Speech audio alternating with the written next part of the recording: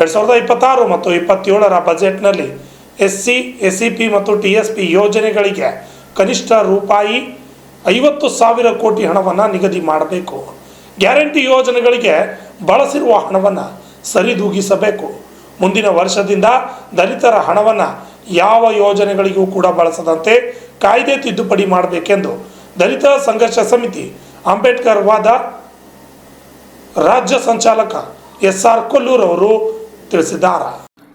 ನಗರದ ಪತ್ರಿಕಾ ಭವನದಲ್ಲಿ ನಡೆದ ಸುದ್ದಿಗೋಷ್ಠಿಯಲ್ಲಿ ಮಾತನಾಡಿದ ಅವರು, ಹಣ ಕೊಳ್ಳೆ ಹೊಡೆದ ಮೇಲೆ ಇನ್ನು ಮುಂದೆ ಅದನ್ನು ತಡೆಯಲು ಪರಿಶಿಷ್ಟ ಜಾತಿ ಪರಿಶಿಷ್ಟ ಪಂಗಡದ ಹಿರಿಯ ಸಚಿವರಾದ ಜಿ ಪರಮೇಶ್ವರ್, ಮಹಾದೇವಪ್ಪ, ಶಿವರಾಜ್ ತಂಗಡಗಿ, RB ತಿಮ್ಮಾಪುರ್ ಮತ್ತು ಶಾಸಕ PM ನರೇಂದ್ರ ಸ್ವಾಮಿ, ನಾರಾಯಣ ಸ್ವಾಮಿ, ಪ್ರಸಾದ್, ಅಬ್ಬಯ್ಯ, ಬಸಂತಪ್ಪ, ವೆಂಕಟೇಶ್ 20ಕ್ಕೂ ಹೆಚ್ಚು ಶಾಸಕರು ಸಭೆ ಸೇರಿ SCP, TSP ಮೀಸಲಿಟ್ಟ ಹಣವನ್ನು ಸರ್ಕಾರದ ಗ್ಯಾರಂಟಿ ಯೋಜನೆಗಳಿಗೆ ಬಳಸುತ್ತಿರುವುದನ್ನು ಚರ್ಚಿಸಲು ಸಭೆ ಸೇರಿದ್ದಾರೆ ಎಂಬುದು ಸಂತೋಷದ ಸಂಗತಿ ಎಂದರು.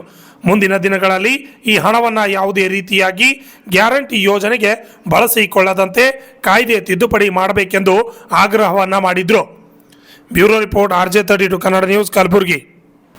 ಸುಮಾರು 3ನೇ ತಾರೀಕು ರಾಜ್ಯದ ಹಿರಿಯ ಸಚಿವರಾದಂಥ KH Muniyappa, G Parameshwar, Mahadevappa, Shivaraj Tangadagi, RB Timmapur, ಶಾಸಕರಾದ PM ನರೇಂದ್ರ ಸ್ವಾಮಿ, ನಾರಾಯಣ ಸ್ವಾಮಿ, ಪ್ರಸಾದ್, ಅಬ್ಬಯ್ಯ, ಬಸಂತಪ್ಪ, ವೆಂಕಟೇಶ್ 20 ಶಾಸಕರು ಇದರ ಬಗ್ಗೆ ಚರ್ಚೆ ಮಾಡಿ ಮುಖ್ಯಮಂತ್ರಿಗಳಿಗೆ ಭೇಟಿಯಾಗಿ ಮನವಿ ಸಲ್ಲಿಸಕ್ಕಂಥ ಒಂದು ಕೆಲಸ ಮಾಡಿದ್ದಾರೆ. ಕೊನೆಗೆ ಎರಡೂವರೆ ವರ್ಷದ ನಂತರ ಕೂಡ ಈ ಎಲ್ಲ ಶಾಸಕರಿಗೆ, ಮಂತ್ರಿಗಳಿಗೆ ಜ್ಞಾನೋದಯವಾಗಿದ್ದುದು ಸಂತೋಷದ ಸಂಗತಿ ಅಂತ ನಾವು ಬಯಸ್ತೀವಿ. ನಾವು ಹೇಳಿದ್ದ ಗಂಭೀರತೆಯನ್ನು ಸರ್ಕಾರ ಪರಿಗಣಿಸಿರಲಿಲ್ಲ. ಸುಮಾರು ಇವತ್ತಿನ ತನಕ 2014ರಿಂದ 25 ತನಕ ಸುಮಾರು 70,000 ಕೋಟಿ ಹಣ ಪೋಲಾಗಿದೆ. 2014ರಿಂದ 18 ತನಕ 7D ಹೆಸರಿನಲ್ಲಿ ಈ ಹಣವನ್ನು ಹಲವಾರು ಉದ್ದೇಶಗಳಿಗೆ ಬಳಸಲಾಗ್ತಿತ್ತು. ಯಾವುದಕ್ಕಂತಂದರೆ ಹೈವೇಗಳಿಗೆ, ದೊಡ್ಡ ದೊಡ್ಡ ಪ್ರಾಜೆಕ್ಟ್ಗಳಿಗೆ ಹಣ ತಗೊಳ್ತಿತ್ತು.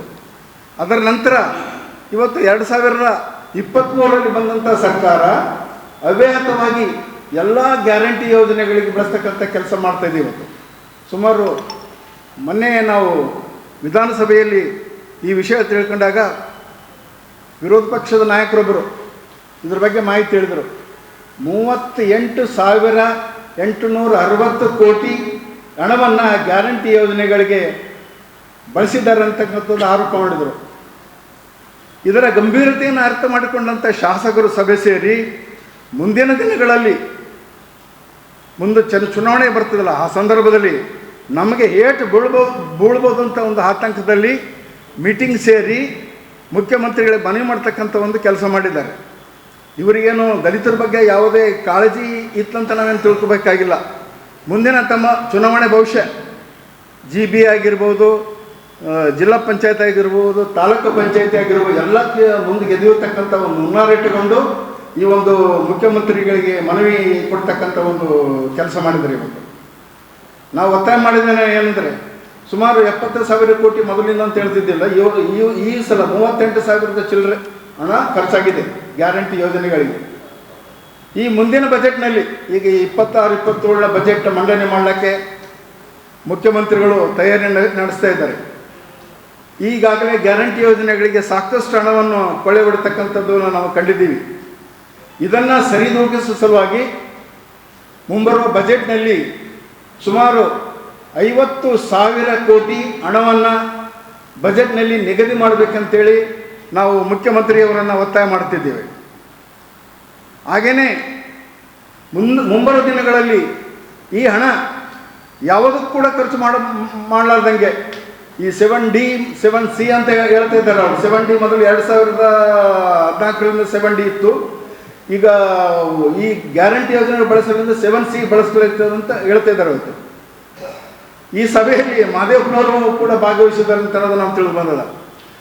ಮಹದೇವಪ್ಪನವರು ಪ್ರಬಲವಾಗಿ ಪ್ರತಿಪಾದನೆ ಮಾಡ್ತಿದ್ರು ಗ್ಯಾರಂಟಿ ಹಣ ವಹಿಸೋದಕ್ಕೂ.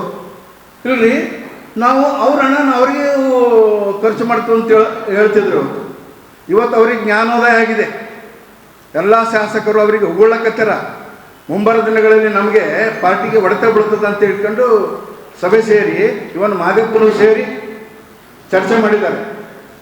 ಈ ಕಾರಣ ನಾವು ಈಗ ಒತ್ತಾಯ ಮಾಡಿದಂದ್ರೇನೆ ಮುಂಬರುವ ದಿನಗಳಲ್ಲಿ ಒಂದು ಈ SC/ST ಈ ಕಾಯ್ದೆಯನ್ನು ಮಾಡಿದ್ದಾರೆ. ಈ ಕಾಯ್ದೆಯ ಮುಖಾಂತರ ಮುಂದೆ ಹಣ ಪೋಲಾಗದಂಗೆ ಸರ್ಕಾರ ಈ SC/ST ಏನೇ ಕಾಯ್ದೆ ಇದೆ ಅದಕ್ಕೆ ತಿದ್ದುಪಡಿ ತರಬೇಕಂತ ಈ ಮೂಲಕ ಸರ್ಕಾರಕ್ಕೆ ಒತ್ತಾಯವನ್ನು ಮಾಡುತ್ತಿದ್ದೇವೆ. ಏನು ಮನಮೋಹನ್ ಸಿಂಗ್ ಸರ್ಕಾರ ತಂದಿತ್ತು, ಹಳ್ಳಿಗಳಲ್ಲಿ ಪಂಚಾಯತಿಗಳಲ್ಲಿ ಉದ್ಯೋಗ ಖಾತ್ರಿ ಯೋಜನೆ, ಇದರಿಂದ ಸಾಕಷ್ಟು ಜನರಿಗೆ ಅನುಕೂಲ ಆಗಿತ್ತು. ಇವತ್ತು ಕೇಂದ್ರ ಸರ್ಕಾರ ಮನ್ರೇಗಾವನ್ನು ರದ್ದು ಮಾಡಿ VG ರಾಮ್ಜಿ ಅಂತಕ್ಕಂಥ ಒಂದು ಕಾಯ್ದೆಯನ್ನು ತಂದಿದ್ದಾರೆ.